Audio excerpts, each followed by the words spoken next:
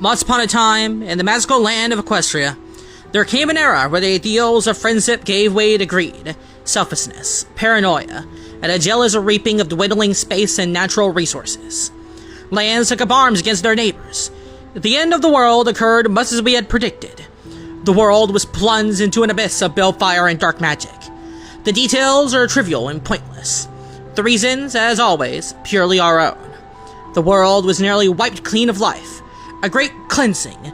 A magical spark struck by pony hooves quickly raised out of control. Megaspills rained from the skies. Entire lands were swallowed in flames and fell beneath the boiling oceans.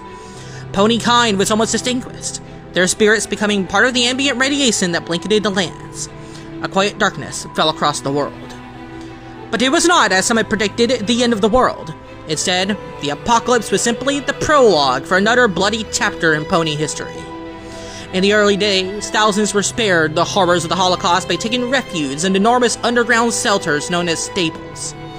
But when they emerged, they had only the hell of the waste to greet them. All except those in Stable 2.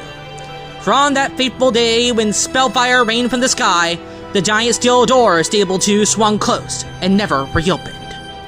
Fallout Equestria.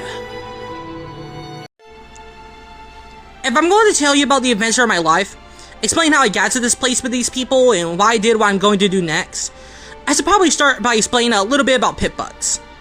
What's a pit bug? Pit bug is a device, worn on a foreleg just above the hoof, issued to every pony in the stable where they become old enough to start work. Blending a unicorn pony magic and science. Your pit bug will keep a constant measure of your health and even help administer healing poultices and other medicine. Track and organize everything in your saddle packs, assist in repairs, and keep all manner of notes and maps available at a hoof tab. Plus, it allows you to listen to the stable broadcast whenever you would like, as it can tune into and decrypt just about any radio frequency. And that's not all.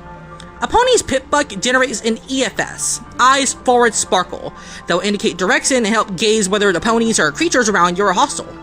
And, perhaps most impressively, Pit Bug can magically aid you in a fight for brief periods of time through use of the SATs, Stable Tech Arcane Targeting Spell. Oh, and a feature not to be forgotten, it can keep track of the location of tagged objects or people, including the wearers of other Pit Bugs. So if a pony somehow got lost, don't ask me how you get lost in a stable, but it does happen on occasion, then any pony who knew the lost pony's tag could find them instantly. It could even be made to glow like a lamp. So yes, pit bugs really are a testament to unicorn pony arcane science, and yes, having a pit bug is a big advantage. So with how wonderful and miraculous all that just sounded, it's hard to impress upon ponies who never lived in a stable just how ordinary, how pedestrian a pit bug was in the eyes of the ponies living in Stable 2, and why I was disappointed to have one as my cutie mark. Every pony in Stable 2 had a pit bug. All the stuff I mentioned? Most ponies don't even use half of that. They just use it to tune into the stable broadcasts, listen to the sweet, sweet voice of Velvet Remedy in the evenings or the latest school singing competitions during the day. The stable had 2 soccer leagues. One was allowed sats and one was prohibited it. Otherwise, most ponies paid their pit bucks almost no attention at all. The overmare issues each pony their own pit buck on the day of their cutie mark party. Usually a day or two after you get the mark on your flank that tells every pony what makes you special, what you're destined to be good at.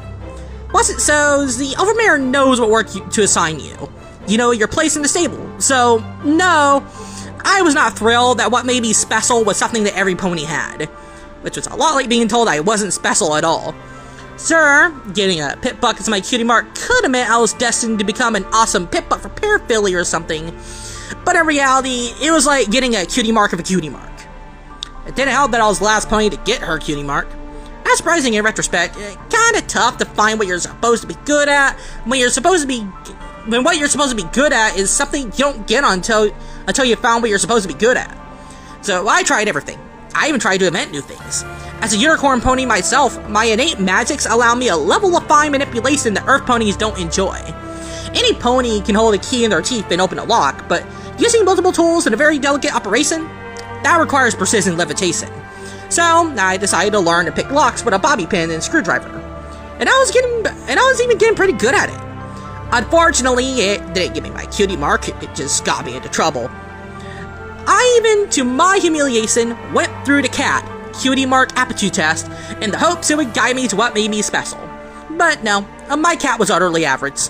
with only marginally higher scores in a couple areas, indicating that I might be suited to work as a pit-buck technician or a stable loyalty inspector. Two options, I should note, that were even less impressive when you consider that it was generally expected that unicorn ponies would go into either technical or administrative work. That is, except that unicorn ponies are natural artists like Velvet Remedy.